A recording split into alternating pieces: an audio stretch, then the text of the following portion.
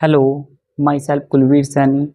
I am a biology educator. I have 6+ year experience and I have completed my graduation 2021 from HNB University and right now I am pursuing my MSc. इस video में बेटा हम पढ़ने वाले हैं एक topic के बारे में जिसका नाम है मोनोहाइब्रिड क्रॉस।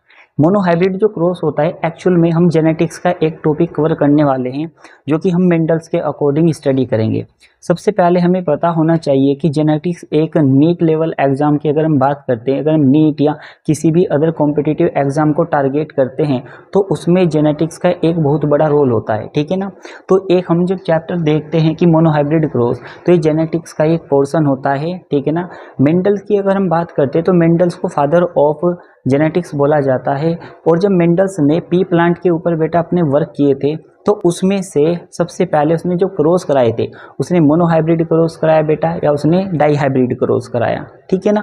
तो वो कैसे कराए, उसने कैसे लो दिए, ठीक है ना, उसके वर्क को कैसे एक्सप्लोर किया गया अदर साइंटिस्ट के द्वारा कि मोनोहाइब्रिड क्रॉस कैसा होता है और ये किस तरह से मेंडल ने यूज़ किया था। तो चलिए स्टार्ट करते हैं। मोनोहाइब्रिड में मतलब क्या है बेटा, सबसे पहला जो मतलब होता है यहाँ पर हम बात करते हैं मोनो हाइब्रिड। मोनो का मतलब होता है वन। मोनो का मतलब क्या होता है बेटा, वन होता है। मतलब कि अगर हम बात करते हैं मेंडल की, मेंडल ने क्या काम किया था, मेंडल ने पी प्लांट के अंदर 7 कैरेक्टर को अलग किया था, ठीक है ना। और यदि हम उन 7 कैरेक्टर में से किसी एक कैरेक्टर को लेकर क्रॉस कराते हैं बेटा तो इसको मोनोहाइब्रिड क्रॉस बोला जाता है। तो मोनो का मतलब यहाँ पर वन होता है, ठीक है ना। हम बात करें क्रॉस की, क्रॉस का मतलब बेटा यहाँ पर पोलिनेशन या फर्टिलाइजेशन से, रिप्रोडक्शन से। तो इसमें हम क्या काम करते हैं, cross between one character out of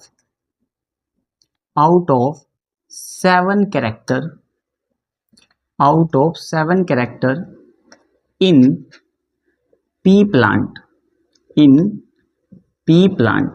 यदि पी प्लांट में मेंडल ने 7 कैरेक्टर को सिलेक्ट किया था और उन 7 कैरेक्टर में से किसी एक कैरेक्टर को लेके अगर हम क्रॉस कराते हैं तो इसी को क्या बोला जाता है, इसी को बोला जाता है मोनोहाइब्रिड क्रॉस। अब ये अलग अलग कैरेक्टर थे बेटा, तो उसमें से किसी हम एक कैरेक्टर को यहाँ पर ले लेते हैं। जैसे कि हमारे पास एक कैरेक्टर है प्लांट हाइट। हमारे पास क्या है बेटा यहाँ पर प्लांट हाइट। तो ये जो प्लांट हाइट है वो क्या है, यहाँ पर एक कैरेक्टर है। प्लांट हाइट हमारे पास यहाँ पर एक कैरेक्टर है। और होता क्या है बेटा, एक कैरेक्टर के 2 ट्रेट होते हैं। एक कैरेक्टर के कितने ट्रेट होते हैं, 2 ट्रेट होते हैं बेटा। एक होता है डोमिनेंट ट्रेट, एंड सेकंड होता है रिसेसिव ट्रेट। सेकंड क्या होता है बेटा, रिसेसिव। तो अगर प्लांट हाइट एक कैरेक्टर है तो इसके 2 ट्रेट होते हैं, एक होता है डोमिनेंट और दूसरा होता है बेटा रिसेसिव।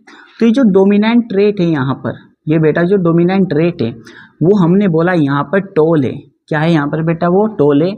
और जो हमारे पास यहाँ पर रिसेसिव ट्रेट है वो हमारे पास यहाँ पर है बेटा ड्वार्फ। वो क्या है हमारे पास यहाँ पर ड्वार्फ है। तो टोल हमारे पास एक डोमिनेंट ट्रेट है और जो ड्वार्फ है हमारे पास रिसेसिव ट्रेट है। तो इनको लिखा कैसे जाता है बेटा, इसको लिखा जाता है कैपिटल टी से और इसको लिखा जाता है स्मॉल टी से, ठीक है ना।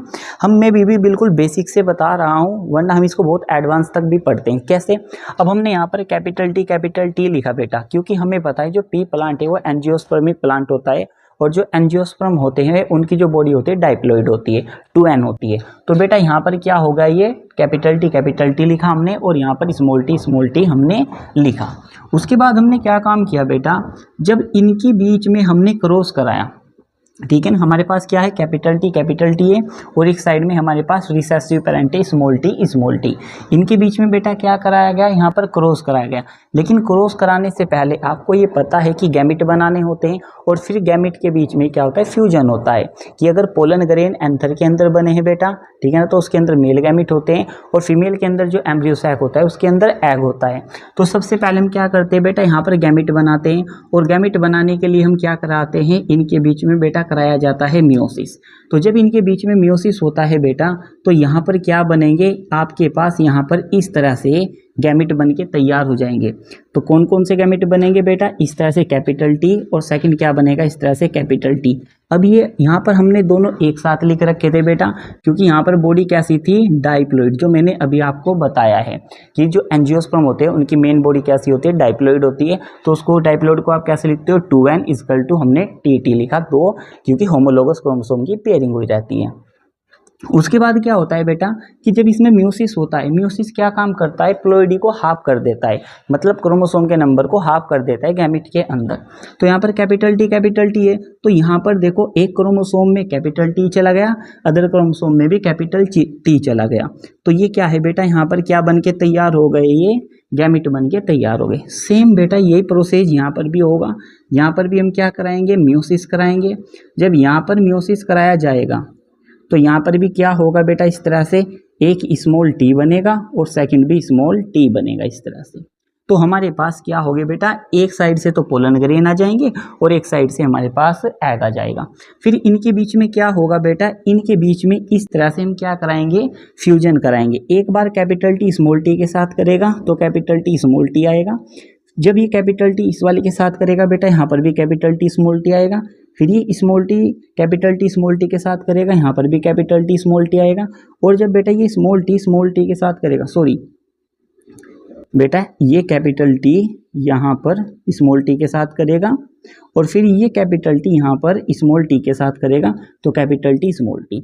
मतलब यहाँ पर टोटल 4 प्रोजेनी आई है बेटा, लेकिन सभी की सभी जो प्रोजेनी आई है F1 जनरेशन के अंदर, F1 जनरेशन में यहाँ पर बेटा टोटल 4 प्रोजेनी आई है, लेकिन सभी की सभी प्रोजेनी बेटा कैसी हैं, यहाँ पर टोल है। सभी की सभी प्रोजेनी कैसी हैं, टोल है। अब अगर आप यहाँ पर देखोगे कैपिटल टी के वजह से टोल आया, क्योंकि यहाँ पर होमोजाइगस कंडीशन थी। लेकिन F1 के अंदर अगर यहाँ पर आप देखते हो कैपिटल टी है और स्मॉल टी है, capital T small T, capital T small T, capital T small T. बेटा अगर कैपिटल टी के साथ स्मॉल टी आता है तो जो कैपिटल टी होता है वो डोमिनेंट ट्रेट होता है और जो स्मॉल टी होता है वो रिसेसिव ट्रेट होता है। जब कैपिटल टी के साथ स्मॉल टी रहता है तो जो कैपिटल टी होता है वो स्मॉल टी को एक्सप्रेस नहीं होने देता, अपने आप को एक्सप्रेस वो करता है, जिसके कारण यहाँ पर जो प्रोजेनी आई सभी की सभी वो टोल आई हैं। और बेटा ये हेट्रोजाइगस हैं। कैसी हैं सभी की सभी, ये हेट्रोजाइगस है। हेट्रोजाइगस का मतलब क्या होता है कि जब दोनों अलील अलग अलग टाइप के हैं, एक बड़ा टी है दूसरा छोटा टी है, अगर बेटा सेम होते हैं तो होमोजाइगस बोला जाता है, अगर अलग अलग है तो हेट्रोजाइगस बोला जाता है।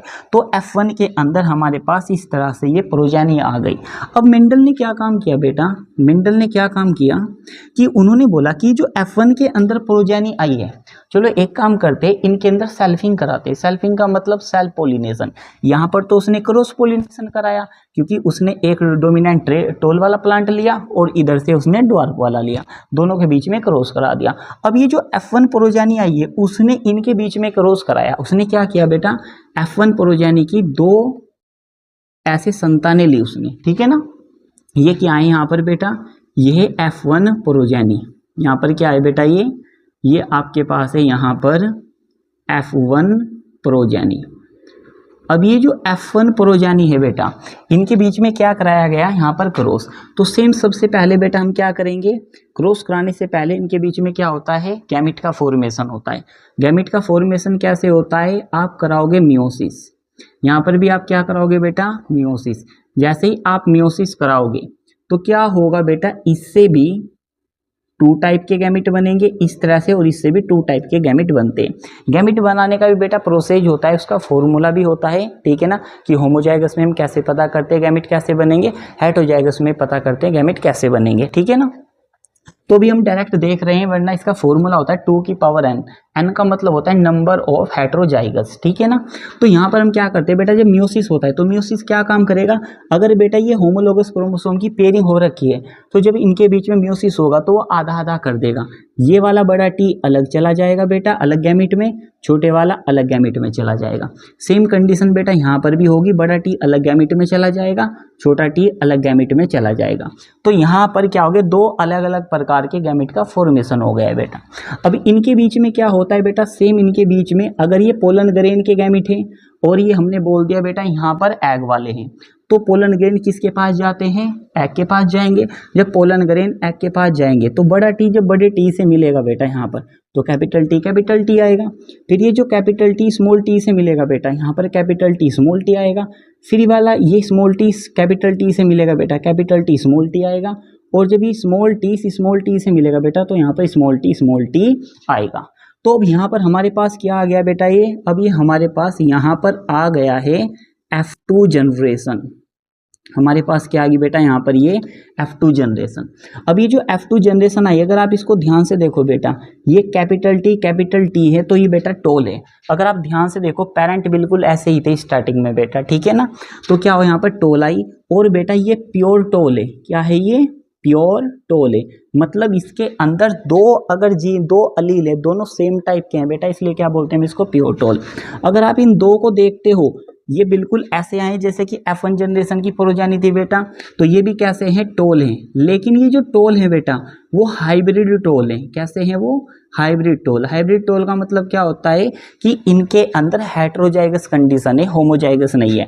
और ये जो लास्ट में है बेटा, ये अकेला क्या है, ड्वार्फ। और दिमाग में छाप लो बेटा कि जो ड्वार्फ होता है वो हमेशा रिसेसिव सिचुएशन में ही आपको देखने को मिलेगा, वो ऑलवेज ही होमोजाइगस होगा, ठीक है ना।